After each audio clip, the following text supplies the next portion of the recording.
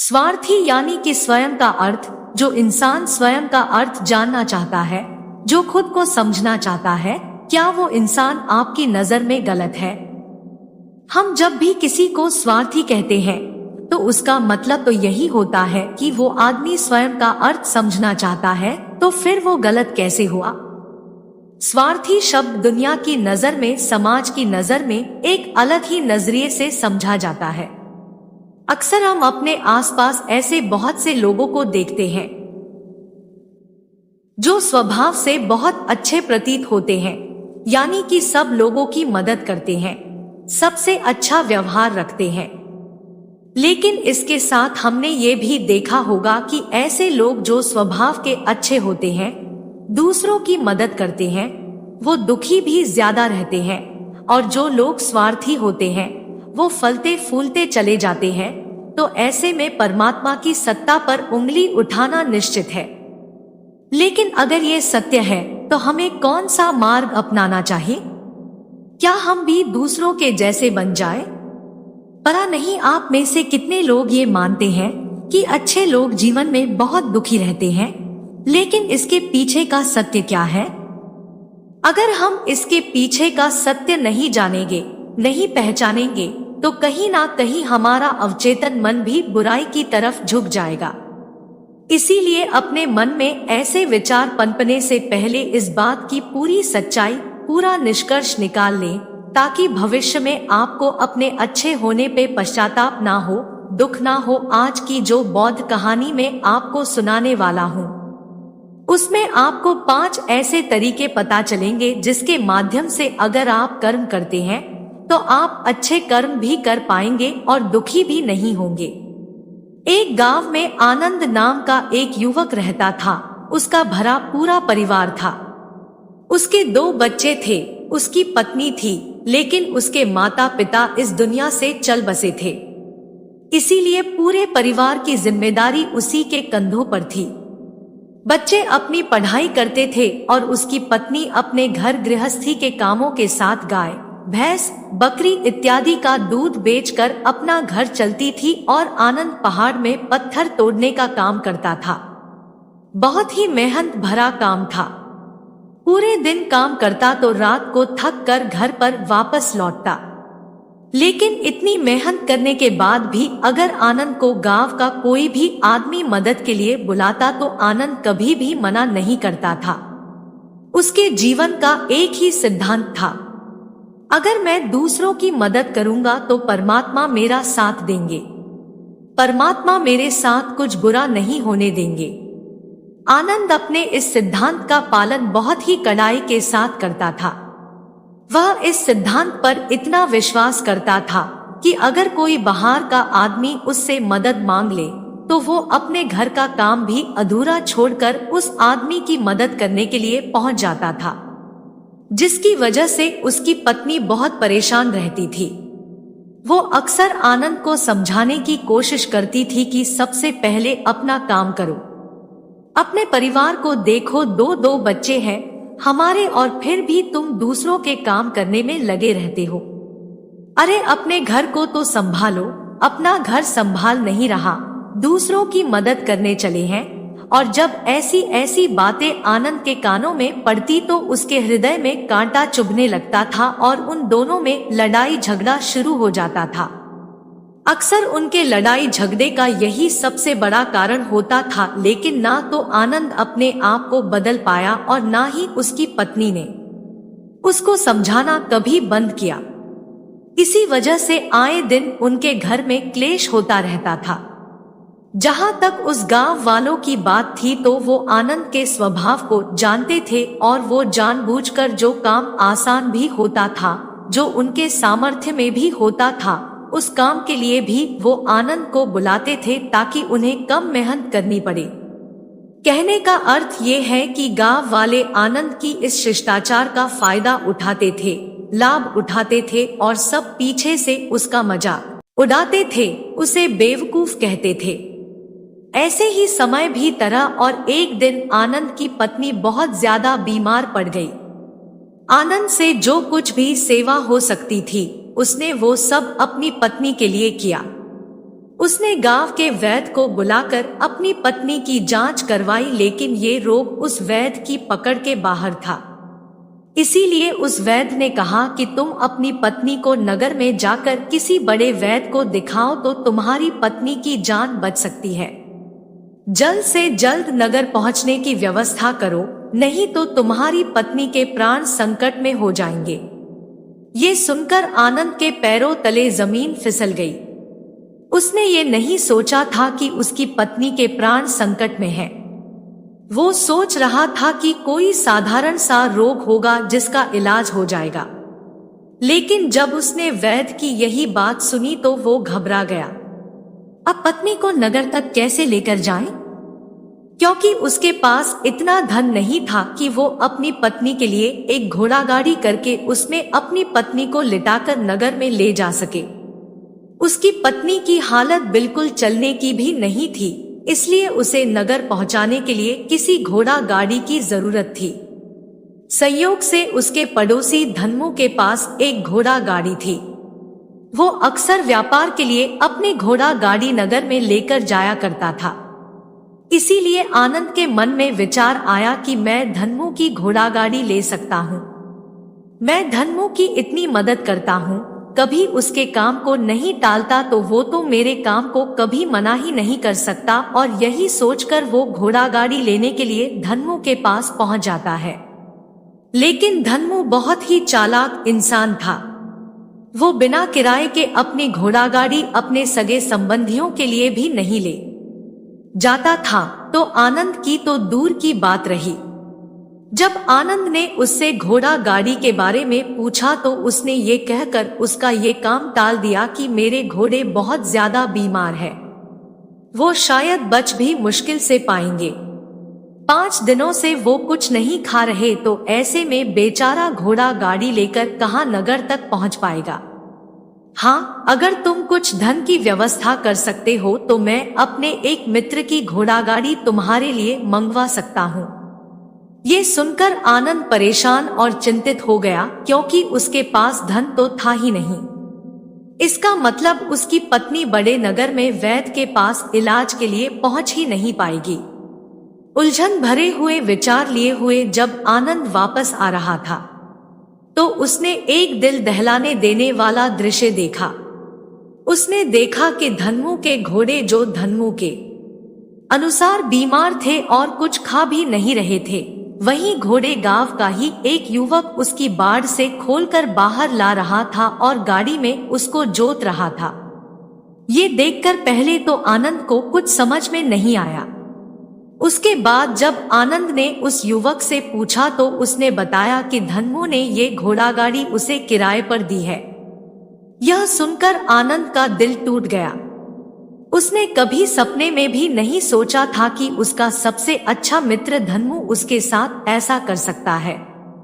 हालांकि ये इस बात पर दुखी होने का वक्त नहीं था, इसीलिए आनंद वहां से जल्दी से लौट जाता है और गांव के ही एक सेठ के पास जाकर कुछ धन उधार लेकर धन्मू को दे देता है।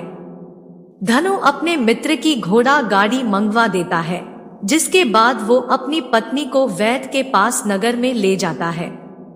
जब उसकी पत्नी का इलाज चल रहा था तो आनंद यही सोच रहा था कि एक वो दिन था जब धन्मू की बेटी बीमार हो गई थी और धन्मू यहाँ पर नहीं था, तो मैं पूरी रात वैद्य जी के पास उसके लिए बैठा रहा था, उसकी देखरेख की थी, उसकी सेवा की थी। इतने दिनों तक धन्मू नहीं आया था, तब मैं ही उसके परिवार की देखरेख किया करता था। हाय, कैसा दुर्भाग्य है ये जिसके लिए मैंने इतना कुछ किया। उसने एक घोड़ा गाड़ी देने से मुझे मना कर दिया, और वो भी तब जब मेरी पत्नी जिंदगी और मौत के साथ खेल रही थी। कुछ देर बाद वैद्य बाहर आकर आनंद को एक बहुत बुरी खबर देता है। वो आनंद को बताता है कि उसकी पत्नी को कर्क रोग हो चुका है और इसका कोई भी इलाज नहीं है। उसके पास कुछ समय ही शेष बचा है। ये सुनकर आनंद दुखी होकर वहीं जमीन पर बैठ गया। उसकी पूरी दुनिया उजड़ने वाली थी और उसे कोई रास्ता नजर नहीं आ रहा था। कुछ समय बाद उसकी पत्नी चल बसी और अब दोनों बच्चों की जिम्मेदारी उसके कंधों पर आ गई थी। लेकिन यहाँ पर आनंद के सारे सिद्धांत टूट चुके थे। उसके सारे भ्रम खत्म हो चुके थे। अब उसके दिमाग में एक ही बात थी कि अच्छा कर्म करने से परमात्मा साथ नहीं देता, बल्कि बुरे लोग फलते फूलते हैं, और इस बात का मैं सबसे बड़ा गवाह हूँ।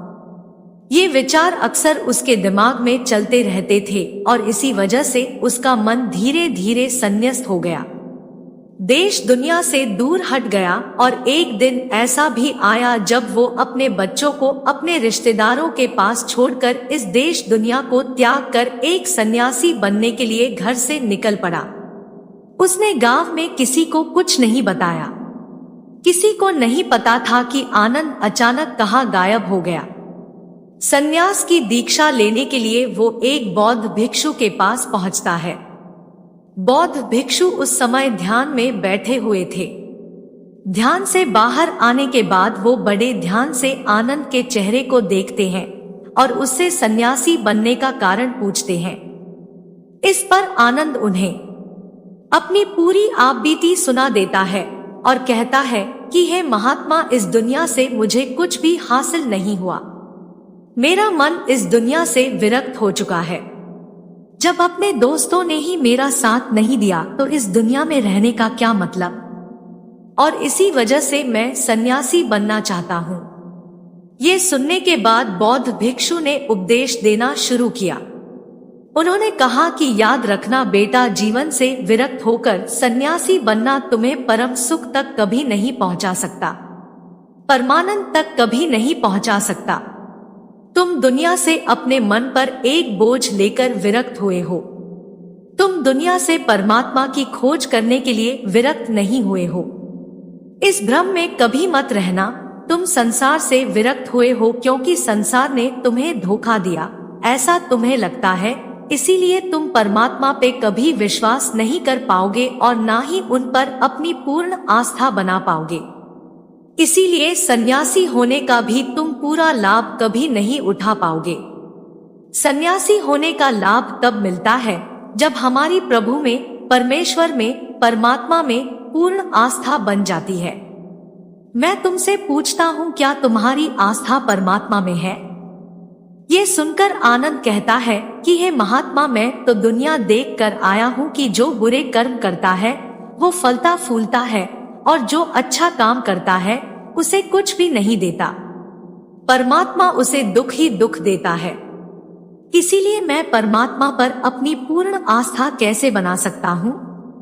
ये सुनकर उस बौद्ध भिक्षु ने कहा कि यही तो मैं तुम्हें समझाना चाहता हूँ कि तुम पूरी ऊर्जा अपनी सन्यासी जीवन में लगाओ और उसके बाद भी तुम्हें फल प्राप्त ना हो तो तुम्हें कैसा लगेगा। इसीलिए किसी की भी मदद करने के लिए मैं 5 सिद्धांत तुम्हें बताता हूँ। ये 5 सिद्धांत समझकर संसार में वापस लौट जाओ और संसार में एक ग्रस्त जीवन जियो। उसके बाद ही सन्यासी जीवन का उदय होता है। जब हम अपने ग्रस्त जीवन को पूर्ण रूप से समझ लेते हैं और अपनी जिम्मेदारियों का निर्वाह कर देते हैं। ये कहकर बौद्ध भिक्षु ने कहना शुरू किया कि जब भी तुम किसी की सहायता करते हो, किसी की मदद करते हो, तो उसमें सबसे पहली बात, सबसे पहला सिद्धांत जो ध्यान में रखने का होता है वो होता है कि किसी की मदद करते वक्त, किसी की सहायता करते वक्त कभी भी उससे उम्मीद मत रखना। ये मत सोचना कि आज मैंने इसकी सहायता कर दी, मदद कर दी, तो कल बदले में ये भी मेरी सहायता करेगा, मेरी मदद करेगा। अगर तुम ऐसा सोचोगे तो तुम्हें जीवन में दुखों का सामना करना ही पड़ेगा, क्योंकि एक नहीं तो दूसरा, या दूसरा नहीं तो तीसरा, कोई ना कोई तुम्हारी उम्मीद जरूर तोड़ेगा। और वास्तविकता में वो मदद या वो सहायता नहीं होती है, वो हमारे लालच का ही एक रूप होता है। हम उसकी सहायता या मदद निर्भर तरीके से नहीं कर रहे हैं।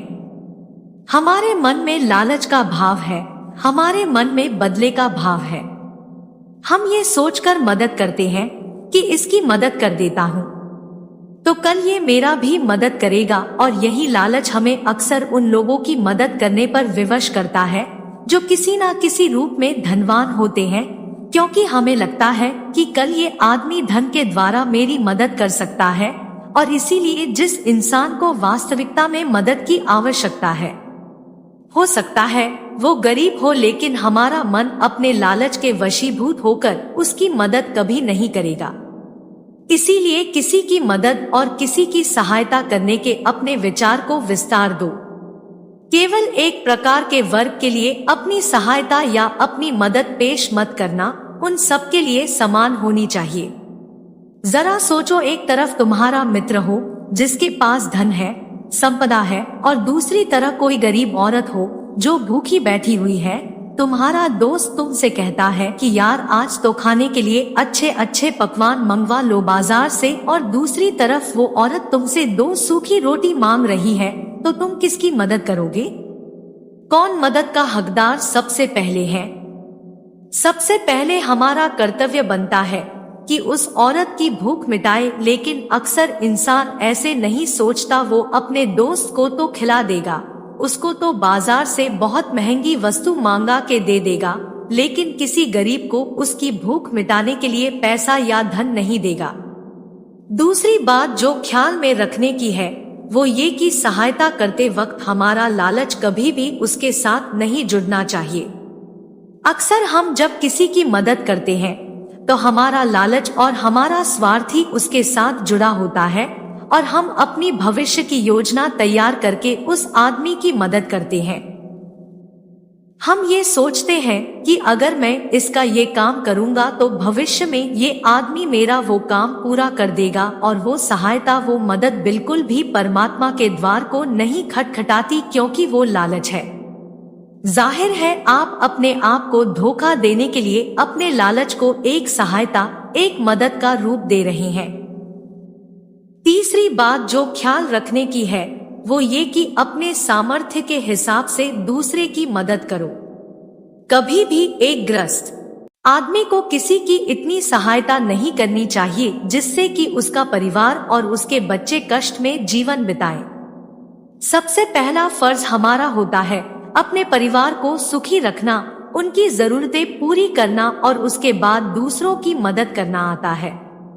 लेकिन कुछ लोग दूसरों की मदद पहले करते हैं और अपने परिवार को तवज्जो कम देते हैं, जिससे कि परिवार में लड़ाई झगड़े आए दिन पनपते रहते हैं, और ये सब हम समाज में देखते रहते हैं अपने आसपास।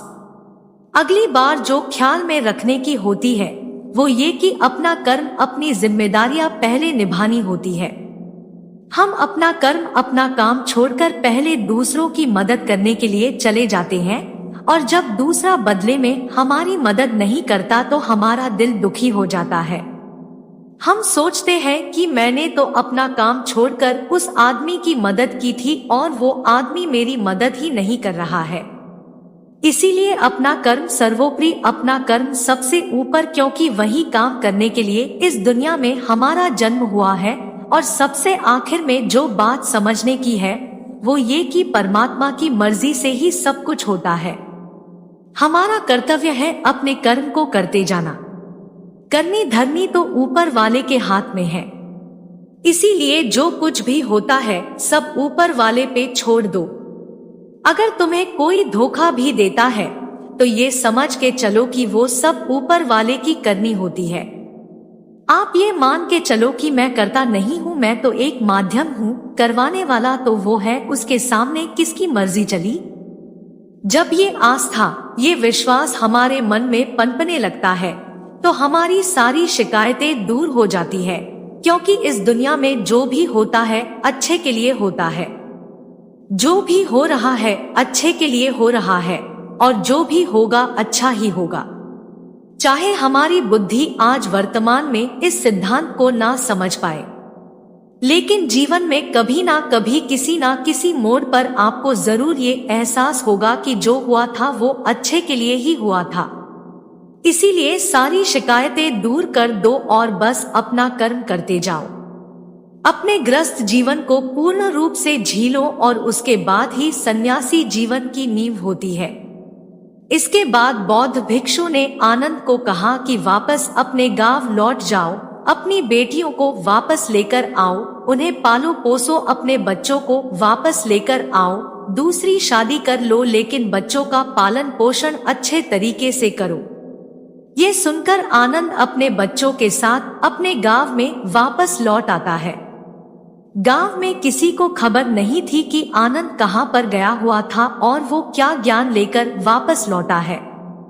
लेकिन अगले दिन सुबह सुबह गांव वालों ने आनंद के चेहरे पर एक अलग ही चमक, एक अलग ही आभा पाई।